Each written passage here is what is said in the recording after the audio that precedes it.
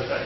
He's a graduate student working with Circumbinary, and he's going to be talking about motion of circumbinary disks, following supermassive black hole mergers, and he will be discussing analytics, simulations, modeling, and on these mergers. So let's welcome Nate. Thank you. So again, my name is Bode, and this talk will be basically the context or the content of two upcoming papers that was relevant on the evolution of circumbinary disks following supermassive black hole mergers, and it'll be both analytics and simulations. So first, introduce a study here. A long time ago in a galaxy far, far away, there is a supermassive black hole merger, and it's radiating gravitational waves. And fortunately, or hopefully, there's Lisa there to detect it. And Lisa should tell us more or less where in the sky to see this, that this merger took place. Somewhere inside this 1 degree by 1 degree field of view, and those are galaxies. You can't really tell on here, but those are galaxies, lots of little galaxies, and about 10 to the 7 of them. And our job, if we want to know which one is the host, is just to find which one of those 10 to the 7 galaxies is actually the one that hosted this supermassive black hole merger. That can be quite a daunting task, but if we have an electromagnetic counterpart, it becomes much more straightforward. The basic principle is that we watch the region of sky that we're looking that the Lisa is telling us we're looking for some sort of transient signal, some sort of change in the luminosity of one of these galaxies. And if one of those galaxies changes in a way that we expected, just around the time of merger, or at an appropriate time around the time of merger, then it's a really high likelihood that is in fact the host. So, why would we bother? It's a reasonable question. It's actually reasonably hard to do, and you have to do a lot of programming and set things up in appropriate ways. There's good reasons to do this. One of them, cosmological nature, is by determining the host galaxy, we can actually determine the luminosity distance redshift position in a way to accuracy is comparable to supernovae. And this would actually, what's interesting about this is that it depends on only fundamental physics. All the physics that goes into this is things that are well understood. And so that's a particularly interesting point. We can also learn about galaxies that have recently undergone mergers, galaxies that might not necessarily look like they've undergone mergers. And this is mainly because these supermassive black hole mergers should be taking place some reasonably short period of time following the merger of the two galaxies. We can also, on an astrophysical level, learn about the environments of these supermassive black holes. In particular, we can actually learn about the accretion disk, or the circumbinary disk, the scale height of these disks. This is something that we talk about in our upcoming papers. And we can actually learn about the total mass of that inner part of the disk. But one thing that I think gets overlooked about these is that it's a fairly unique opportunity in astrophysics where we know when a transient is going to occur. We can be there prepared. So after the first electromagnetic counterpart, all of the electromagnetic signals now become something that we can watch with the best telescopes that we have available. And so this is a fairly unique opportunity to watch transients from beginning to end with the best telescopes we have available. I mean, that's fairly exciting. So what am I going to be talking about? Well, to understand these electromagnetic signals, we actually have to understand the source. And one of the most likely prompt EM sources is a gaseous disk that surrounds the supermassive black hole binary. So what I'm going to be talking about is actually that disk. I'll be presenting an analytic solution to the evolution of that disk following merger, and also present some simulations. So for those of you that don't work with disks, we can talk about some of the basic length scales and time scales that are relevant to this problem. The first is the scale height. The second is the dynamical time. There's also the viscous time and the merger time. So the scale height is essentially just the thickness of the disk, the height at which most of the mass of the disk is underneath. And for my talk, I'll be talking about the disk aspect ratio, which is essentially the scale height over R. The dynamical time is essentially the time that it takes for the disk to respond to some change in potential. And it's essentially the time that for some particle to traverse about 1 radian, which is 1 over the orbital frequency. The viscous time is the time that it takes some particular radius of your disk to change by some significant amount due to viscous losses. And it goes as 1 over this dimension, this parameter alpha, which is believed to be around 0.1, and it goes as the 1 over the scale height squared times the dynamical time. And the final time scale is the merger time. This is just at any given point at any given time, the amount of time left to merger.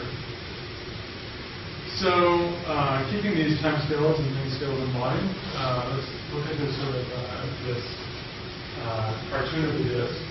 And what's going to happen is that in the circumbinary disk, the binary will be exerting torques on the disk at the limb resonances, which will effectively evacuate the inner region. And what I'm calling R inner is this inner radius of the disk. There's then another radius that's important, which is where the viscous time is equal to the merger time. And so everything about outside this, keep in mind again that the viscous time is the time that it takes for the disk this region of the disk to move a significant amount.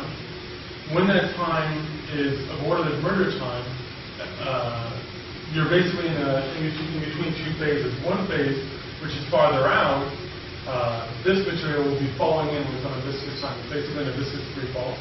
And the region inside of this can actually follow the binary inwards. It's a binary in spiral due to gravitational wave emission.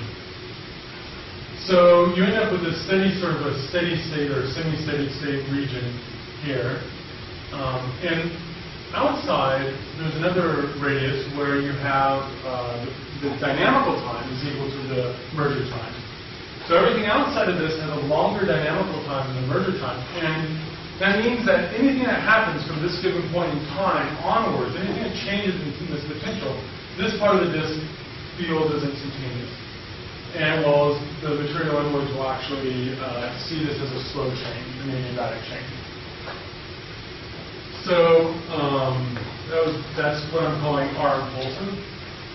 So the thing to keep in mind, of course, is that the binary is moving inwards. It's in spiral.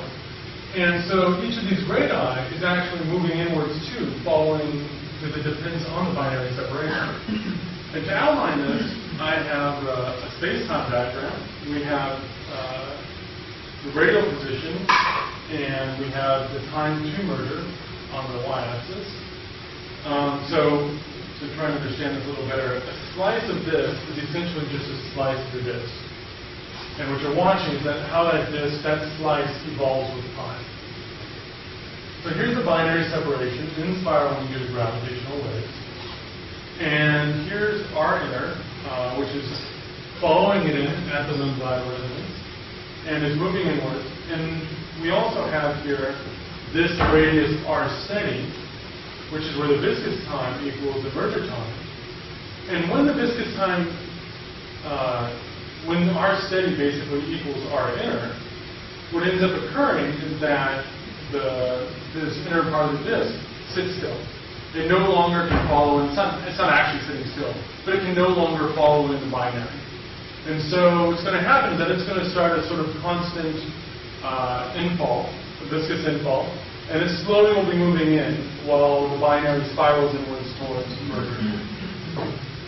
At some later point, you can see that when the R impulsive equals R inner, what's going to happen is that at this point and onwards, anything that changes in your potential, the entirety of this disk is going to see as impulsive. And that's actually, so let's see here. That's actually what I would be talking about. I will be modeling this part of what happens to this disk as time progresses. So any questions about that? So this all assumes equal merger? Yeah, mass merger? right. So the picture will change a little, I mean, as you get to smaller and smaller things. Right. So there'll be a series of different changes. Like, for instance, accretion can start happening when you have a higher mass ratio. And so for the first step, what we want to do is just do the simplest case, which is equal mass. Starting with alpha viscosity description, but you have this oscillating particle, and is it really guaranteed that the accretion speed is limited to alpha h over r squared times the orbital speed, given that you have this strong perturbation before? So I'm not sure. So what you're asking is basically, do the perturbation speed up the infall? I would imagine. So I haven't actually thought about this, but I would imagine that would in fact occur, but I don't think it would be an order of magnitude change. And right now this is just, but I could be wrong.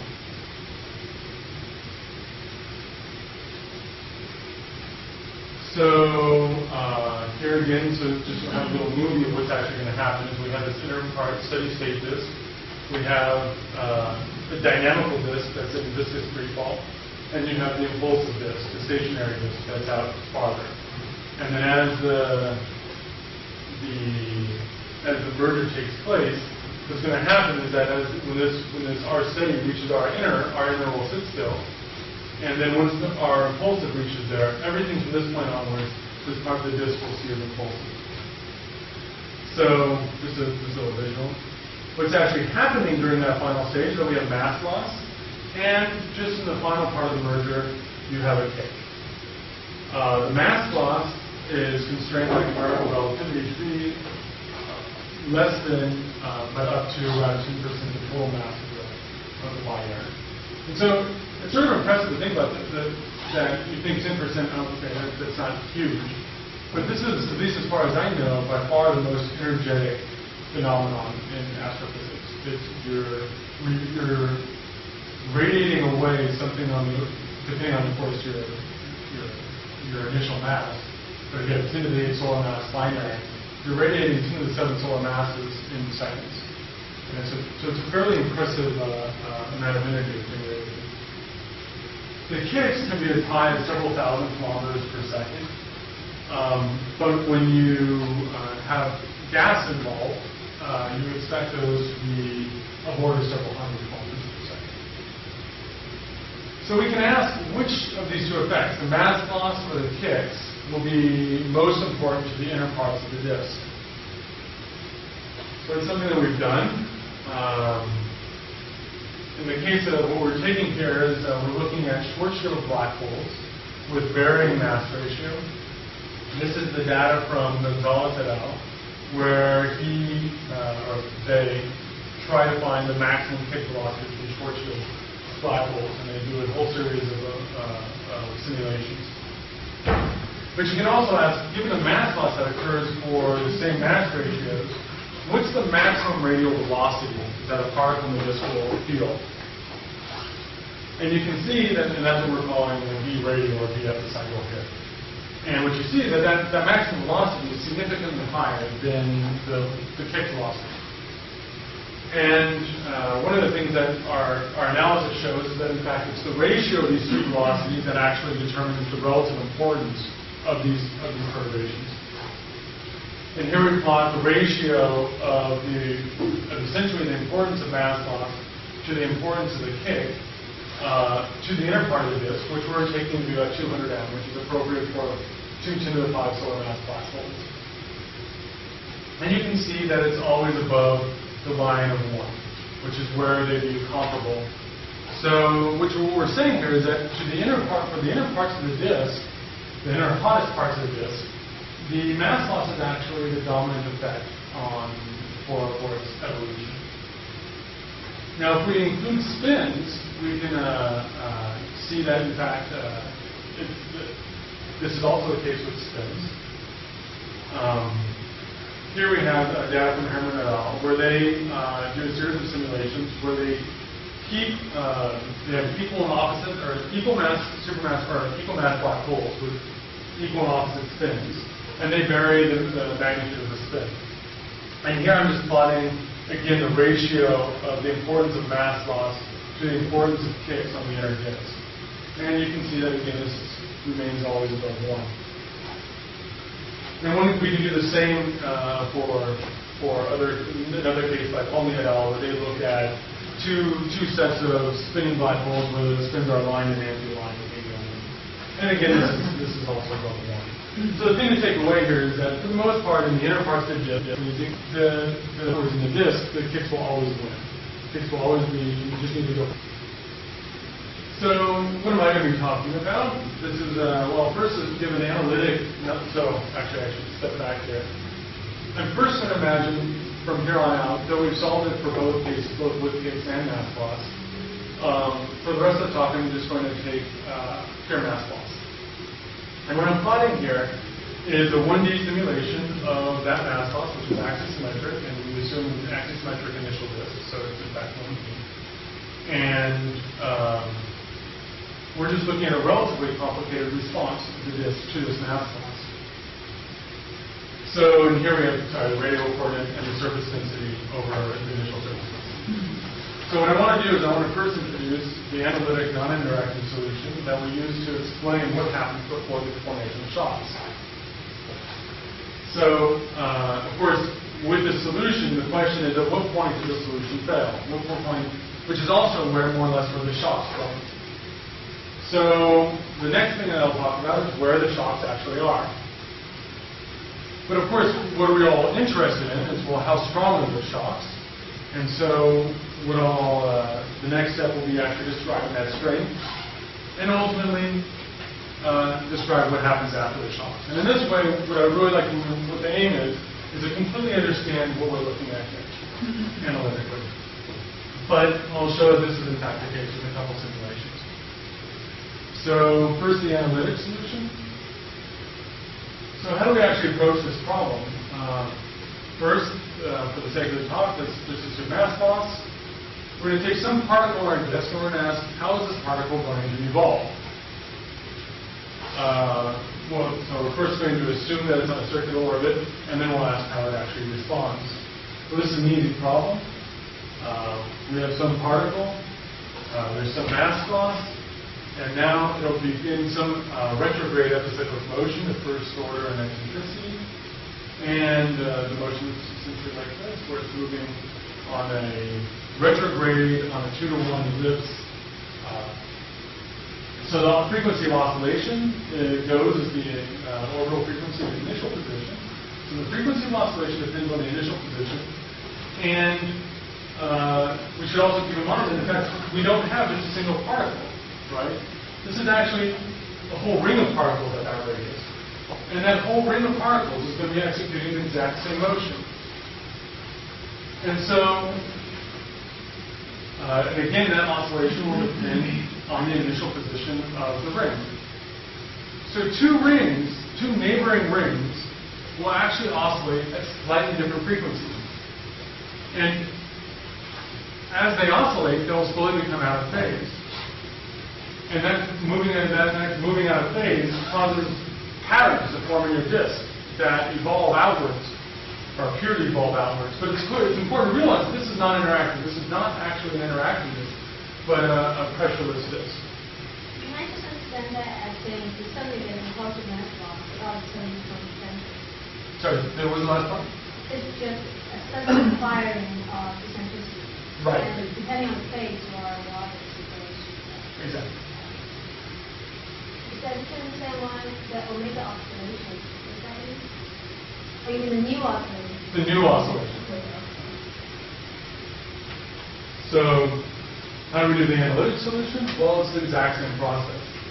First, we solve for the motion of a particle, again, the first order and the eccentricity. The eccentricity is actually just a mass perturbation. And you see that, in fact, it's just this new two major axis that's located at mass perturbation farther out in the disk, minus an oscillatory term.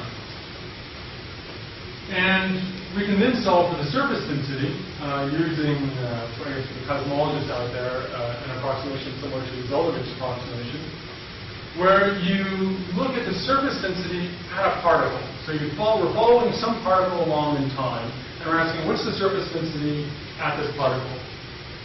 And what you find is that there's an easy relationship between the surface density at that particle at a later time and its initial surface density, which depends on the Jacobian. And this S is given by what appears to be a relatively complicated equation, but it's actually quite simple. This is just of order 1, a term of order 1. This is a term of order 1 times a perturbation. And this term will be growing in time. So this term will quickly dominate this term here. And what we'll see is that when omega naught t becomes of order 1 over delta m over m, S approaches 0, and our surface density approaches infinity. And so what's happening here is these two particles, these two non-interacting particles, are coming in and their paths are actually crossing. The mass in between them is remaining constant, but their area element is going to 0. So in reality, this can't actually happen. And of course, the non-interacting assumption will break down before particles actually cross. But this is actually the formation of crosses. That's the formation of crosses, which is the absolute bound on where the non-interacting solution can actually be active. So some key numbers for a solution. The first is the time at which the caustic will form at a given radius.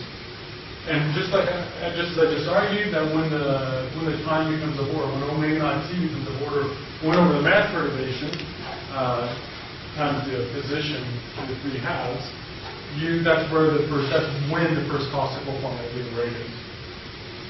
We can actually ask also where the peaks are. So here, the nth peak is located at this position, which in itself, which is particularly interesting because it allows us to determine the peak velocity.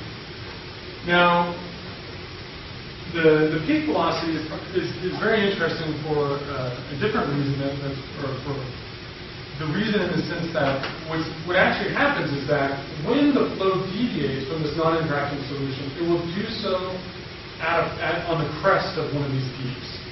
And that's going to be where the shocks actually form. Now you might ask, or you might say, well, okay, once the shock forms, the shock can do whatever it wants. Its motion will depend on the jump shock conditions. But that's only partially true. And the reason why is because we have a fairly unique situation where underneath the shock, the non-interacting mass perturbation is actually contracting. So if the shock were to slow down, a new shock would start to form underneath it. And what will end up happening is that what's actually happening is that you're injecting energy back into your shock, which ensures that your shock velocity remains, at a minimum, the velocity of your peaks. So we can actually use that as a way of approximating the strength of these shocks, or a lower bound of the strength of these shocks. So I mentioned that I was going to ignore ticks, but just as a little sales pitch for the paper. Here is a simulation of not a simulation, but I guess it's a simulation of 2 Schwarzschild black holes in the case where the kit has the maximum importance to the inner parts of the disk. That's for these parameters with a mass loss of about 1%, and you end up with a kick of about 0.4% of the orbital velocity of our inner. And what you see here is that in the outer regions of the disk, it is growingly not axisymmetric. But as you move inwards, it becomes more and more axisymmetric. And that's exactly what we expect.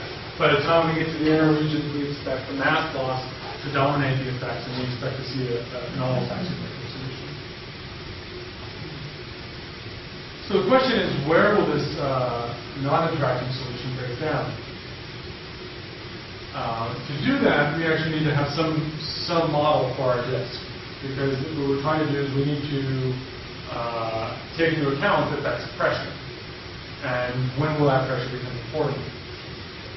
To do this, we assume a thin disk, which, along with hydrodynamic equilibrium, allows us to solve for the pressure as a function of z. And we can then go to our fluid equations and essentially integrate out that z dependence. So in this case, when you put an integral dz and move inside the derivatives, then we can end up with surface densities. And the same thing actually happens with the pressure. So we end up with a vertically, an equation depending on the vertically integrated pressure. And to understand the flow, we actually, what we'll do is that we'll do something we normally do in fluid dynamics, where we compare the kinetic term to the pressure term of our radial Euler equation. Of course, in normal fluid dynamics, what you're doing is you're doing this with the vectorial Euler equation to get the Mach number. But here, we're going to have the epicyclic, what we call the epicyclic Mach number. Again, just the ratio of this term to this term in our simple disk model. And you find that this is just the mass perturbation over the disk aspect ratio. Now, you can think about this in terms of the Euler equation, or you can actually think about this in terms of energies or energetics. This part, the delta M over M, is a way of measuring the amount of energy given to some particle in the disk, while this is, or some fluid element of the disk, while this is the energy initially in that part of the disk. And so this is not, it's a way of measuring the relative energetics of what's given to what was initially there. So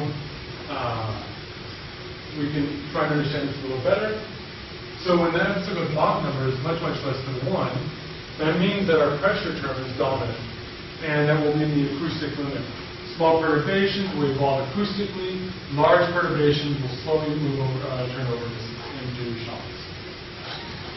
And when the epicyclic Mach number is much, much greater than 1, that means that the pressure term is negligible, and this is in the pressureless limit, which is when our solution will be accurate for the longest time. We expect that it will be accurate close to the formation of the first cosmos. So, trying to understand this in parameter space, I plotted here the mass perturbation on the x-axis and the disk aspect ratio on the y-axis, and plotting lines of constant epicyclic Mach number. So, as h over r is larger than over the mass perturbation, we end up in the acoustic limit. This is where the pressure term dominates. While when the mass perturbation is much larger than the disk aspect ratio, where the energy that's given to the disk is much greater than the energy in the initial disk, we're in the non-interactive or pressureless limit. So now we can actually answer the question of where the disk or where the shocks actually form. The way that there's a slight arbitrariness to this.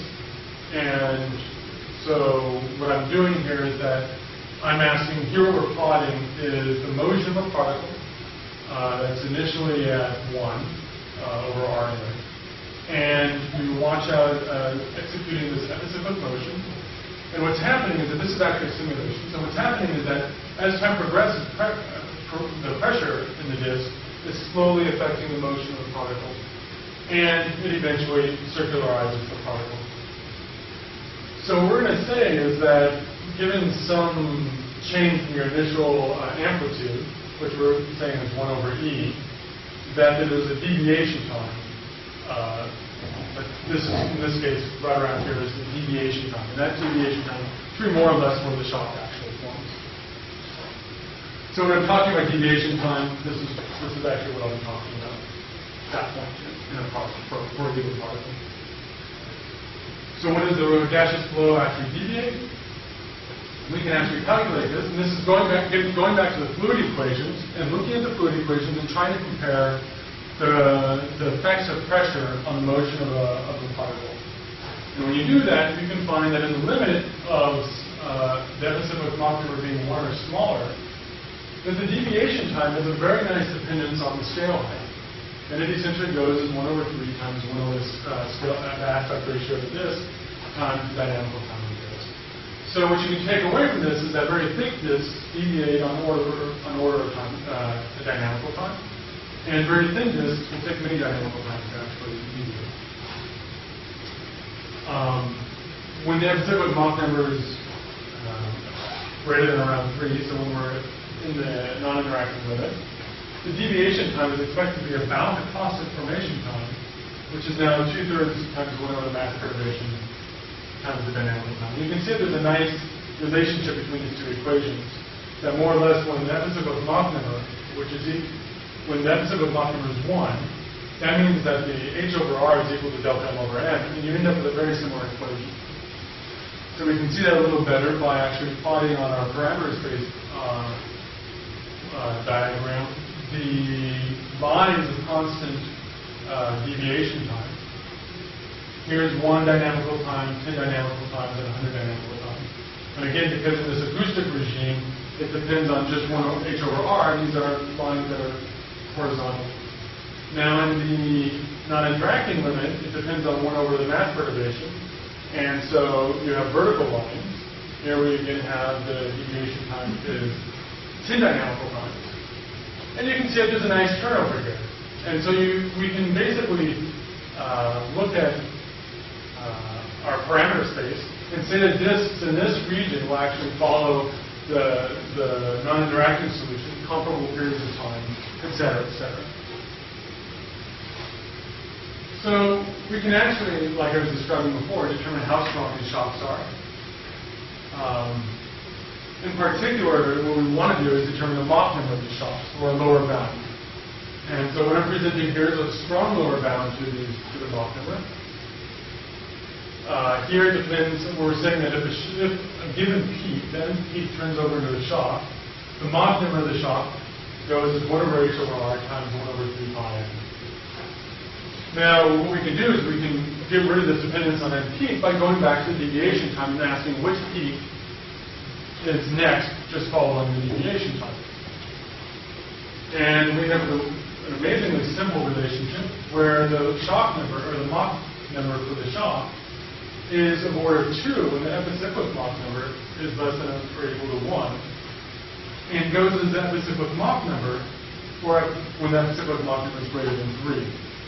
So you can see, and again going back to our parameter space diagram, in the non-interacting regime, we can end up with very strong shocks, because the shock number will go as the epicyclic Mach number. So if we're down here, you're expecting shocks that have a Mach number of about 100, of order 100. While in the acoustic regime, we're expecting weak shocks with Mach numbers of order 2. So, fairly interesting. So we can also talk about what happens after the shocks. In this case, one of the things that's most of these reactions that we're talking about here, or I mean all of these reactions, are much slower than the viscous timescales of this. And so, to a large extent, the angular momentum of the particles in the disk is conserved. So if we take into account that conservation of angular momentum, we can actually write that the surface density of a particle will, afterwards, will be equal to its initial surface density times 1 minus the mass perturbation squared. Again, a very simple, but actually quite accurate equation. So how does this compare to real gaseous disks or one-dimensional thin disks?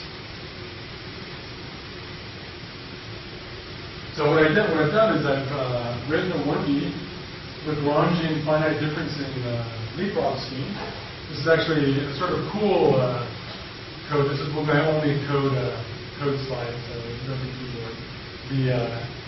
It's actually sort of cool, where when you actually do things in 1D, what you can do is that you can set things up by displacing your thermodynamic variables from your positions and velocities by half time steps and half spatial steps. You can actually more accurately approximate your derivatives. And so you just step through in half time steps, and you can use each of your fluid equations and each of your relationships between your, for instance, your velocities to your positions to step through. One of the interesting things about the simulation is that we don't actually deal with a equation of state, but in fact we use this ideal gas law to relate the energy to the temperature and the pressure to the temperature, and use this to solve for the temperature iteratively. So considering a couple simulations, we'll first consider a simulation down here with a cyclic Mach number of about 100. So what do we expect? We expect the mass, so in this case the mass perturbation is about 10%. We have a very thin disk that's about 10 minus 3, the disk aspect ratio of 10 minus 3. In this case, the epicyclic Mach number is about 100. So we're in the non-interacting limit. We expect very strong shocks, and we expect the flow to deviate on a time scale that's approximately the classic formation time. I guess I should actually say what I'm talking about. So here we have the radial position of the disk, and on the y-axis we have the surface density over the initial surface density. In red is the simulation, and in dashed dotted black we have the analytic solution. And I've truncated the analytic solution at the first caustic. So what you can see is on the crest of the first caustic, on the face of the first caustic, we deviate, which is exactly what we expect. Also, here we plot on the dashed dot line the expected final surface density, which sort of hard to see here, but we expect the final surface density of about 0.81, and that's actually what we in fact find. So, and the Mach number of the shock is actually about 150, where we were expecting was a lower bound than a Mach number of about 100. So it's in reasonable accuracy, we can explain what's going on in this simulation. Next, we should probably consider a weak shock. Here we have a shock with a thick disk and a small mass perturbation. So the mass perturbation is about 1%, and the aspect ratio is about 0.1. So again, in red is the simulation, and dotted black is the analytic solution. And I've truncated it at a point where it no longer at all follows the simulation. And what we can see here is, so in this case, epicyclic Mach number is 0.1. So we know we're in this acoustic regime, weak shocks. And our deviation time should be around 6 in this first plot, which is more or less what we expect, which is more or less what we get, about 7. So it's more like we expect, we can basically say where it's going to deviate. And once the shock forms, you end up with a shock that's a little Mach number about 1.5, which is of order the approximate what we were expecting of the Mach number about 2. So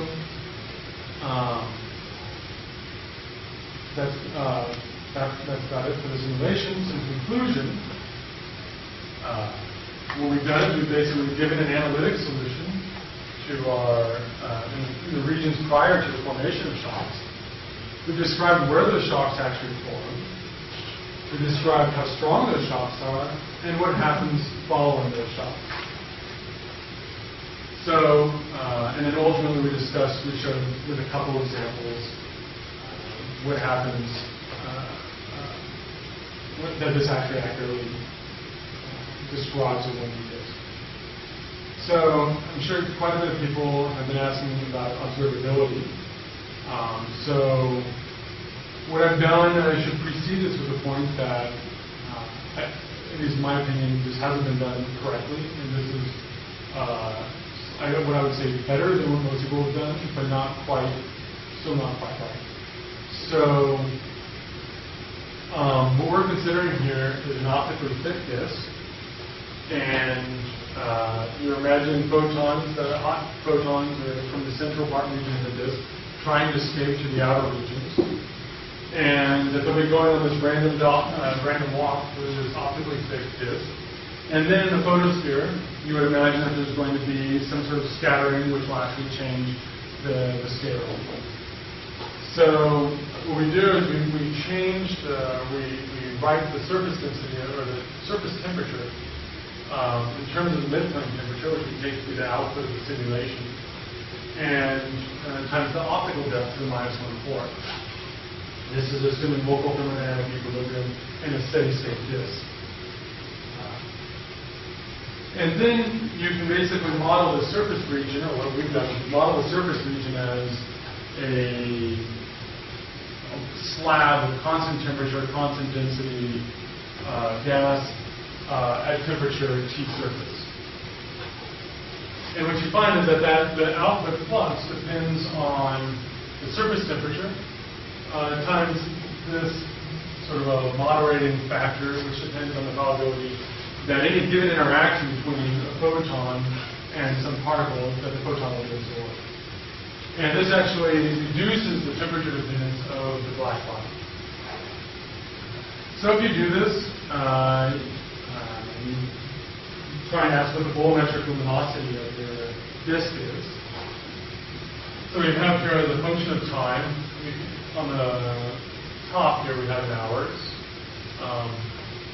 Here in the x-axis, or here, we have the volumetric luminosity, log plot. And in red, we have the thick disks, hot thick disks, and in blue, very cool thin disks, and green is just sort of the intermediate disk. And in solid, we have large mass perturbations, and in dotted, very small mass perturbations. And so in these thin disks, what you see is that the large mass perturbations, the thin disks, is where you end up with these super strong shocks. That's where we get the huge increase in our volumetric luminosity. And when you have very thick disks, you actually end up with weak shocks that only have a very weak effect on your total luminosity. And one of the things to keep in mind here is that in these thicker disks, the shocks take longer to form, and because you're in this acoustic limit, and so they actually tend to form outside the innermost hot region of the disk. And so what you're actually seeing here is a slow rise due to the shocks actually forming in the outer parts of the disk and affecting that effect. So that's it. Thank you.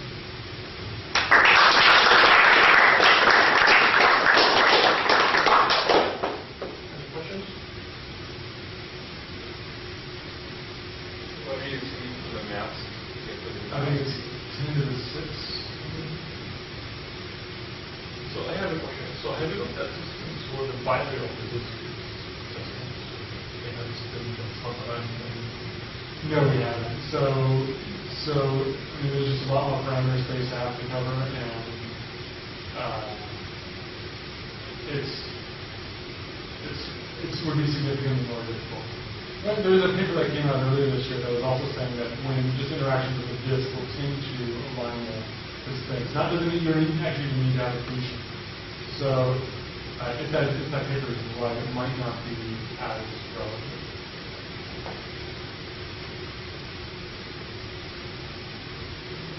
So the thing after the particle is also the radiation field from the stuff, right? So how high is this trying to get? Is there a possibility that it's gravitational waves themselves? So there's a paper by Caltech and Bode from I think 2007 where they consider like the viscous dissipation, like so basically you're stretching the gas and then you're heating up the disk, and it was they found it was marginally detectable, but not. This would certainly, I would imagine this would certainly burn that out very quickly. I mean, the fact that this is happening on more than hours means that it would be pretty huge. Well, you can show the luminosity going up, and you don't show it coming down. Yeah, so this is one of the problems with this is that I haven't included the cooling. So you need to have cooling in it. This is heating rate other than that. This would be, if you were to say, look at the temperature that the disk would be What's the rate of increase in thermal energy for this material you're showing? Exactly. But I haven't included cooling, which could be very significant. So the thermal energy positive potential is 46.8 so that's black hole, or? I think this is going to be 6. It happens on the order of dynamical lines. It's pretty bad.